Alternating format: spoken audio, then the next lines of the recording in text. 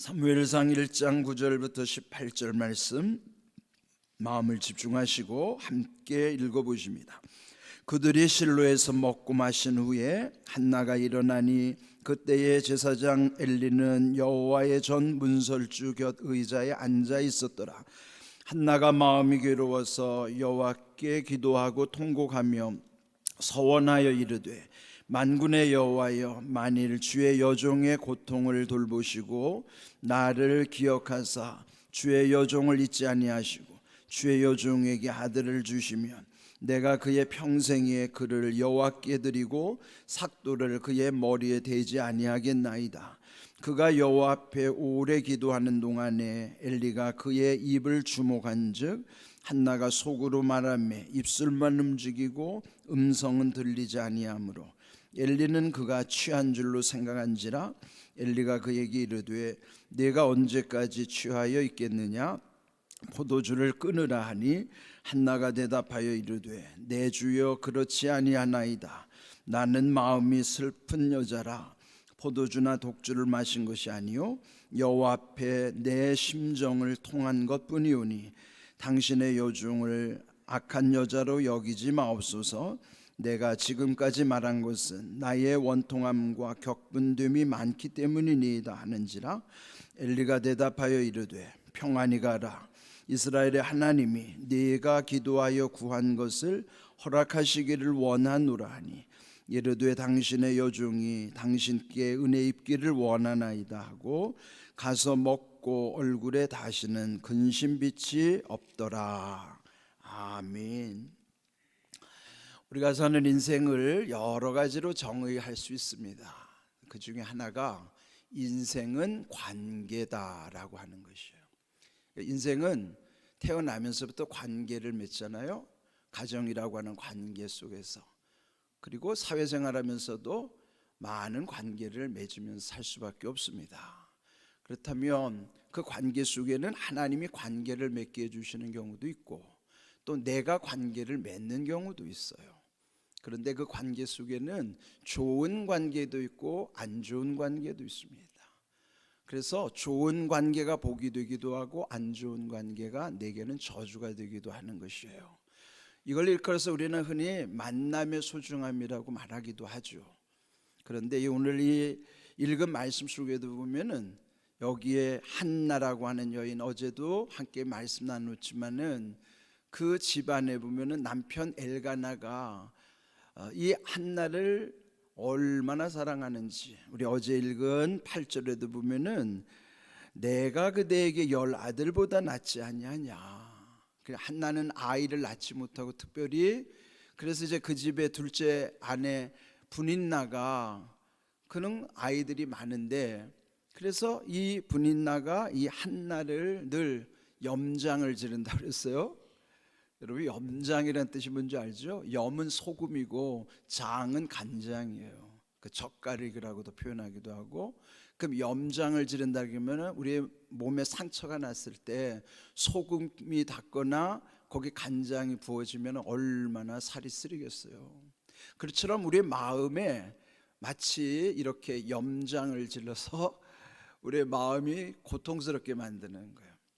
그 분인나라는 게 꼭 우리말에도 보면 분이 나게 만드는 것처럼 느껴지잖아요. 그러니까 이 분인나가 늘 한나를 그냥 분이 나게 만드는 것입니다. 그런데 이 한나는 그 분인나와 맞서지 않아요. 그래서 여기 보면은 어차피 이 집안에도 하나의 관계인데 엘가나는 한나를 무척 사랑하는 관계지만은 또 한편에는 이 둘째 아내 분인나는 그에게는 상처를 주는, 그 여기에 어제 읽은 말씀에 보면은 그의 적수라고 표현했어요. 그 적수라는 게 우리에서 실감나는 말이 왼수 관계라고 그러잖아요. 아마 여러분의 삶 속에도 보면은 성경을 묵상할 때 거의 비슷하게 떠오르는 인물이 있을 거예요. 나랑 사랑하는 관계도 있지만은 분인나와 같이 나를 힘들게 하는 존재들이 있어요. 아마 정도의 차이지만은 여러분 주변에도 분인나와 같은 존재가 있을 거예요. 가족 중에도 있을 수 있고 가까운 관계나 아니면은 교회 안에서도 있을 수 있어요. 그럴 때 한나가 취한 태도, 그러면 우리는 그 한나의 모습 속에서 그걸 배워야 하는 거예요. 한나는 그 문제를 어떻게 해결해 가고 있는가. 자, 그럼 어제는 그 분인나와의 불편한 관계, 그래서 분인나가 이 한나를 격분시킴으로 그의 마음이 얼마나 괴로웠는지. 자, 오늘 읽은 말씀은 계속 이어지고 있어요. 실로에서, 실로는 절기 때 올라가 가지고 그 실로에 법궤가 있기 때문에 그 성소에서 예배를 드리는 거예요. 그러니까 예배하는 날 먹고 마신 후에, 그는 이제 예배 마친 다음에 화목제라고 그래서 이제 서로 음식을 나누는 거죠. 우리도 이제 주일 예배 후에 함께 식사하는 것과 같죠. 그렇게 먹은 다음에 한나는 일어나니, 그래서 여기 일어났다는 말 중요한 말씀이에요. 왜 일어났는가? 기도하기 위해서 일어나는 거예요. 그러니까 여러분, 한나는 기도의 여인이에요. 여기 사무엘상 1장에서 한나의 기도로부터 시작되는 말씀이, 이제 어제 말씀드린 것처럼 사무엘상과 하는 원래 한 권이라고 그랬죠. 사무엘서로. 그래서 사무엘상 31장까지 또 사무엘하 24장까지 합치면은 저기 마지막에 전체로 55장인데 사무엘하 24장 그 마지막 장에는요, 다윗이 인구조사를 했다가 하나님께 된통 아주 혼이 납니다. 그리고 백성들이 고통 중에 있을 때 다윗은 하나님께 회개의 기도를 드려서 그 문제를 해결해요. 그렇다면 여기에 사무엘상 1장과 사무엘하 24장 전체로 보면 시작과 끝이에요. 공통점이 뭐예요? 기도라고. 한나의 기도로 시작해서 다윗의 기도로 끝나고 있어요. 그러니까 이 사무엘서를 통해서 우리가 배워야 하는 것은 기도가 얼마나 중요한가. 우리 신앙생활의 기도가 전부라고 해도 틀리지 않아요. 왜요? 기도는 하나님과 통하는 거니까. 그러니까 여러분, 기도를 놓치면은 신앙생활에 엄청 중요한 것들을 잃어버리는 거예요. 우리가 기도는 내 생활의 전부예요. 우리 눈 뜨면서부터 기도가 시작돼가지고 쉬지 말고 기도하라는 말씀처럼 우리 일상은 늘 기도로 하나님께 연결되기 때문이죠. 그래서 기도는 우리 신앙의 전부예요. 그런데 여기 한나도 그 자기 문제를 이제 일어나서 하나님께 나가는 거예요. 그때 제사장 엘리는 여호와의 전 문설주 곁 의자에 앉았었더라. 그러면서 10절, 한나가 마음이 괴로워서 여호와께 기도하고 통곡하며. 자, 마음이 괴로우면 뭐 해야 돼요? 기도해야 돼요. 저 여기 나오잖아요. 한나도 마음이 괴로워서 하나님께 기도하면서 통곡했다는 거예요. 여러분, 아무 데 가서 울지 말고 아무 데 가서 통곡하지 말고 하나님께 통곡하셔야 돼요. 마음 상한 거 있으면 하나님 앞에서 울어야 된단 말이에요. 그러니까 뭐 사람들한테 알아주는, 몰라요. 사람들은 아무리 한나를 사랑하는 엘가나 남편도 이 한나의 마음을 위로할 수 없어요. 오직 그 마음을 아시는 이는 하나님밖에 없기 때문에 한나는 일어나서 하나님 앞에 자기 괴로운 마음을 하나님께 다 토해내는 거예요. 기도하면서 통곡했다 보니까 얼마나 꺼이꺼이 울었겠어요. 왜 울었어요? 자식 없는 한이 있기도 하지만은 자기를 괴롭히는 분인나로 인하여 더 힘들었어요. 근데 여기 중요한 것은 분인나랑 맞서지 아니하고 하나님을 상대했다는 거예요. 되게 우리는 이렇게 하기 쉽지 않아요. 보통은 내게 나를 힘들게 하는 그 사람이 내 눈에 많이 들어오지, 그거로 인하여 시선을 하나님께로 돌리기가 쉽지 않아요. 오히려 나를 힘들게 하는 그 사람 때문에 나는 기도가 더 안 되고 기도를 놓치는 경우가 너무 많아요.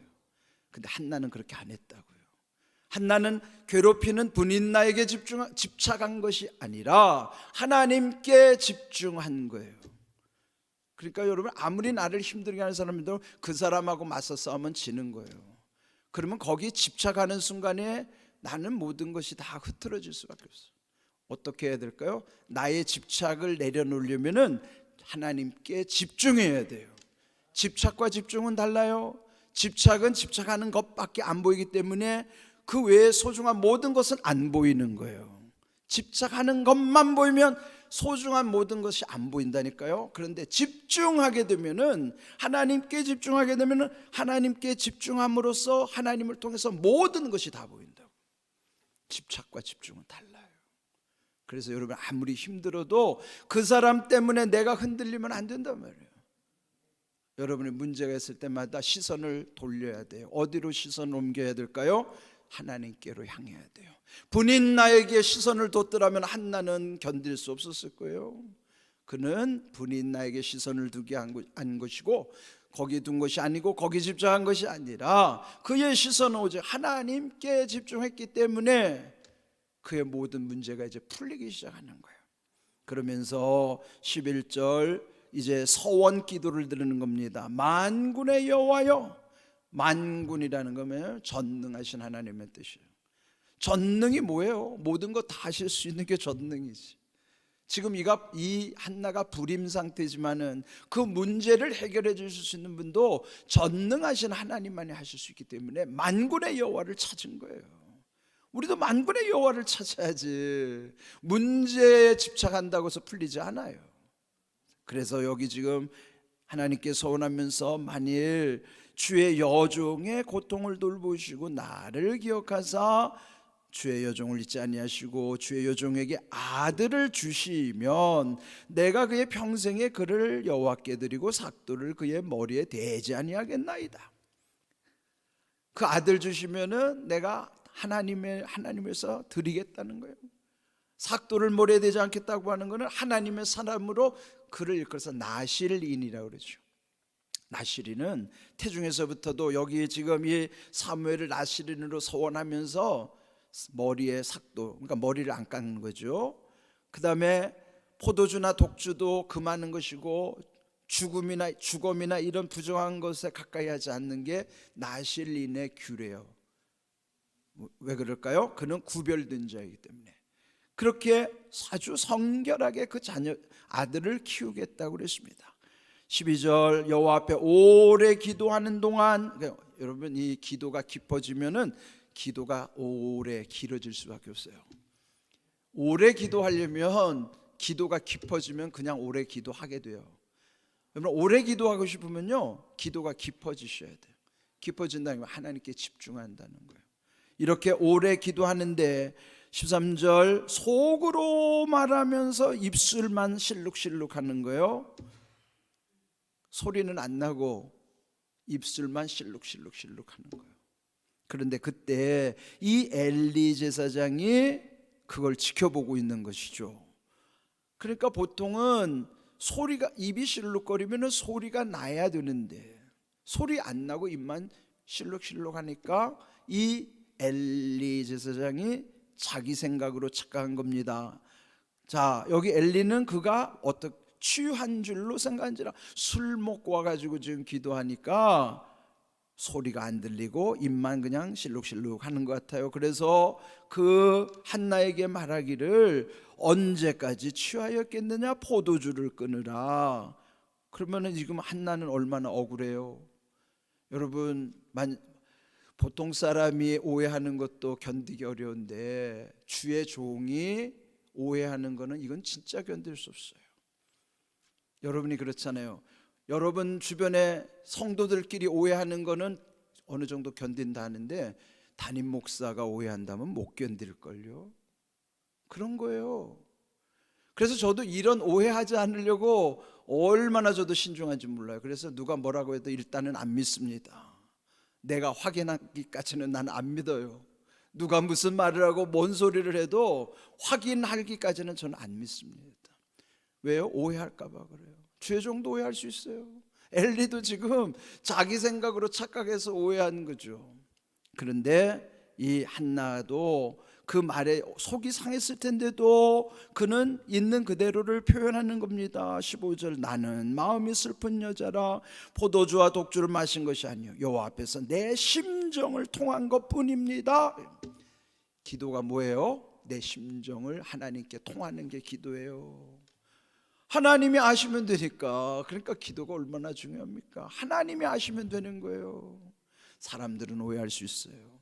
여기 엘리 제사장도 오해할 수 있을 만큼, 주의 종도 오해할 수도 있지만은 하나님은 오해하시는 분이 아니란 말이에요. 하나님은 나를 정확히 아시기 때문에, 그래서 우리는 하나님께 모든 것을 다 알을 수 있는 것이죠. 그래서 여기에 그렇게 말했으면서 나의 원통함과 격분이 많기 때문이다. 그때 17절 엘리가 이렇게 축복하는 거예요. 평안히 가라. 이스라엘의 하나님이 네가 기도하여 구한 것을 허락하시기를 원하노라. 사실 엘리 제사장은요, 영이 흐린 지도자예요. 그래서 죽을 때도 비참하게 죽는데, 그런데 이 영이 흐린 이 엘리 제사장이 복을 빌어준 것도요, 그게 뭐 그 개인의 문제가 아니라고요. 하나님이 세우신 제사장이기 때문에 그가 한 말을 한나는 그대로 아멘으로 받은 거예요. 그럼 뭐예요? 이 엘리는 믿음 없는 제사장이라고 사실. 근데 그가 말한 것도 한나는 믿음으로 아멘으로 받아들인 거예요. 자, 이렇게 평안히 가라. 하나님께서 내 기도에 허락하시기를 원하노라. 18절 당신의 여종이 당신께 은혜 있기를 원하나이다. 이거 아멘으로 받은 거예요. 그리고 가서는 먹고 얼굴에 다시는 근심빛이 없더라. 그래요. 그건 뭐예요? 하나님의 응답으로 받고 돌아가서 얼굴에 이제는 근심빛이 없어, 수심이 없는 거예요. 이렇게 돼야 된다고요. 우리가 기도 후에는 하나님께 온전히 맡겼으면은 아무리 속이 상해도 거기에 집착하는 게 아니라 하나님께 집중하는 사람에게는 이런 은혜가 나요. 얼굴이 빛이 나는 거예요. 은혜 받았다는 것이죠. 그래서 제가 오늘 아침에 묵상하다가 원래는 제목을 얼굴에 근심빛이 없더라 이걸 제목으로 정했다가 다시 제목을 바꿨어요. 뭐라고 바꿨는가 하면 오늘 제목은요, 인생의 정답은 없어도 주님의 응답은 있다. 그렇습니다. 인생의 정답 없어요. 정해진 답, 정답은 우리 인생이 없습니다. 지금 한나에게도 인생의 정답을 구했더라면 이거 문제 해결 못해요.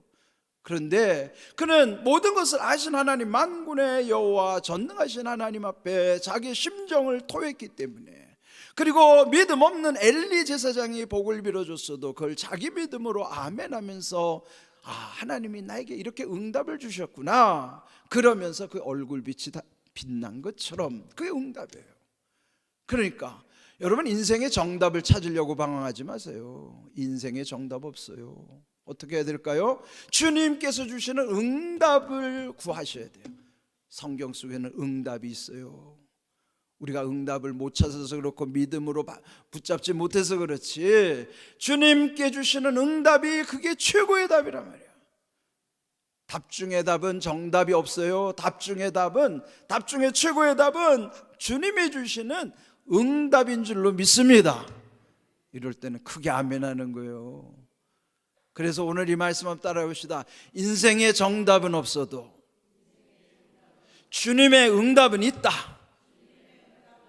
믿으시기 바랍니다. 오늘 주신 이 한나가 증인이에요. 그러니까 여러분 방황하지 마세요. 정답을 찾으려고 방황하지 마세요. 하나님의 응답을 구하세요. 그러니까 오늘 주신 말씀, 인생의 정답은 없어도 주님의 응답은 있다. 오늘 하루 종일 이 말씀을 이 한나가 중얼중얼한 것처럼 여러분도 중얼중얼 하시기 바랍니다. 이런 귀한 은혜가 여러분 삶 가운데 있기를 주님의 이름으로 축복합니다. 아멘.